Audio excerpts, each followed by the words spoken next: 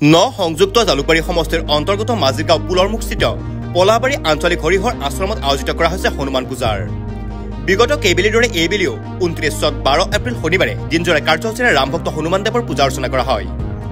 এইবেলি তৃতীয় বৰ্ষৰ বাবে আয়োজিত হ'ব হনুমান পূজা। পুৱাৰে পৰা বিভিন্ন ধৰ্মীয় অনুষ্ঠানেৰে পূজা অৰ্চনা কৰাৰ লগতে 2 নং ৰৌমাৰী ওদালগুৰিৰ পৰা নিমন্ত্ৰিত নাগাৰা নামৰ পাঠিকা সংগীতা মহিমা ডেকাৰ নাগাৰা নাম প্ৰদৰ্শিত কৰা হ'ব বুলি জানিবলৈ দিয়ে। উক্ত পূজাস্থলীত সমূহ ভক্তপ্ৰাণ ৰাইজৰ উপস্থিতি তথা সহায় সহযোগিতা লগতে উপস্থিতিয়ে আন্তৰিকতাৰে কামনা কৰিছে উদ্যোক্তা সমিতিয়ে।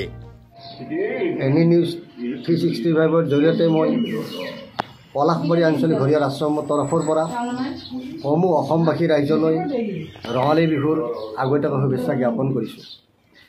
আমি পলাশবাৰী আঞ্চলিক হৰিহৰ আশ্ৰমে 2016 চনত এই হনুমান মন্দিৰটো স্থাপন কৰিছিলোঁ আৰু সেই আমি ইয়াত একাধিক্ৰমে হনুমান জয়ন্তী উদযাপন কৰি আহিছোঁ আৰু অহা 12 এপ্ৰিল 29 শনিবাৰে বিভিন্ন কাৰ্যসূচীৰে এই আশ্ৰমতে হনুমান জয়ন্তীৰ আমি আয়োজন কৰিছোঁ।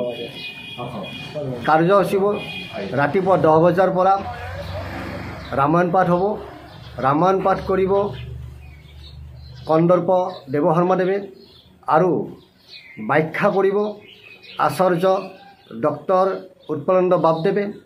সেয়ে দুপৰীয়া 2 বজাৰ পৰা দৰং ডিষ্ট্ৰিক্টৰ 2 নম্বৰ ৰৌমাৰীৰ পৰা আমি সংগীতা ডেকাৰ নাগাৰা নাম পৰিৱেশন কৰিম।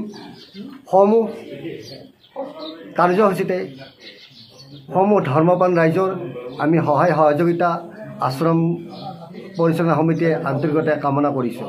পলাবাৰীৰ পৰা Jitumoni Sarma report news any 365। Stay informed, stay ahead. News Any 365.